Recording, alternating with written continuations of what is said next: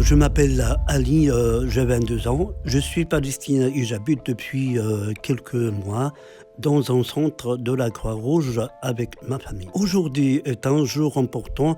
Je suis au Sahara avec ma famille. On espère avoir une réponse positive pour pouvoir rester en Belgique légalement. Je suis super stressé. J'étais séparé de ma famille depuis qu'on est arrivé. Ça fait plus de 5 heures que je suis ici tout seul. L'inspecteur me pose des tas de questions.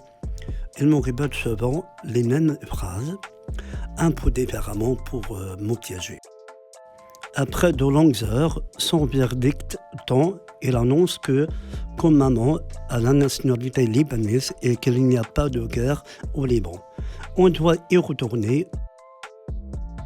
Il n'y a pas de guerre là-bas, mais il n'y a pas non plus d'avenir pour moi et ma famille. Moi, c'est Hassan. J'ai 19 ans et je viens de la Palestine. Ça fait 2 ans que je suis arrivé en Belgique. Je suis convaincu que les études sont très importantes pour mon avenir et pour donner un bel exemple de la jeunesse palestinienne. Car on quitte son pays, on est en quelque sorte des ambassadeurs. Je suis également conscient que pour pouvoir m'inscrire dans la filière de mes rêves, je dois faire face à des difficultés comme celle de la langue et des procédures administratives liées à la demande d'équivalence. Là, c'est l'entretien avec l'assistante sociale. Elle est en train de me dire que je dois refaire la dernière année des études secondaires supérieures avant de penser à intégrer l'université. Je me sens anéanti puisque j'ai déjà un succès que j'ai déjà obtenu dans mon pays. J'ai l'impression que toutes les portes se ferment devant moi. Heureusement, le destin a mis sur mon chemin une personne pour m'aider et me soutenir. C'est le directeur de mon école. Il n'a pas hésité à m'accompagner à mon rendez-vous et expliquer à l'assistante que je peux faire une demande d'équivalence de mon diplôme. Grâce à lui, je vais pouvoir m'inscrire dans des cours de la langue française à l'université pour enfin pouvoir réaliser mon rêve et suivre les études qui me passionnent. Je ne sais pas ce que j'aurais fait sans lui.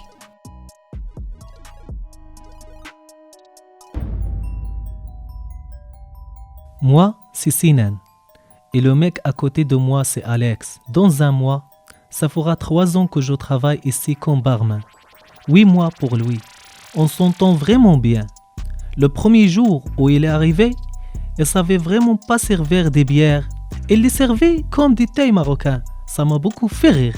Là, il me dit que le patron vient de lui donner une augmentation. Je suis content pour lui. Mais Alex me dit que je pourrais en demander une aussi. C'est vrai que ça fait longtemps que je suis là. Je fais bien mon travail. Et en plus, je n'ai jamais cassé de verre. Je prends mon courage à deux mains. Je vais lui en parler. Maintenant que j'y pense, on ne se parle pas très souvent avec le patron. J'aurais peut-être dû le faire il y a longtemps. Ah, ça va pas être possible. Franchement, je ne comprends pas l'attitude des patrons puisque je travaille aussi bien qu'eux. C'est pas mieux. Pénès, c'est pas juste.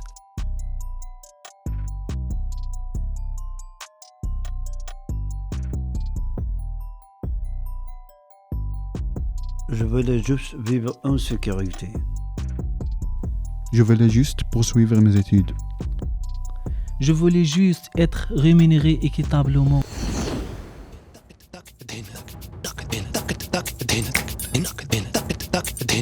Enough.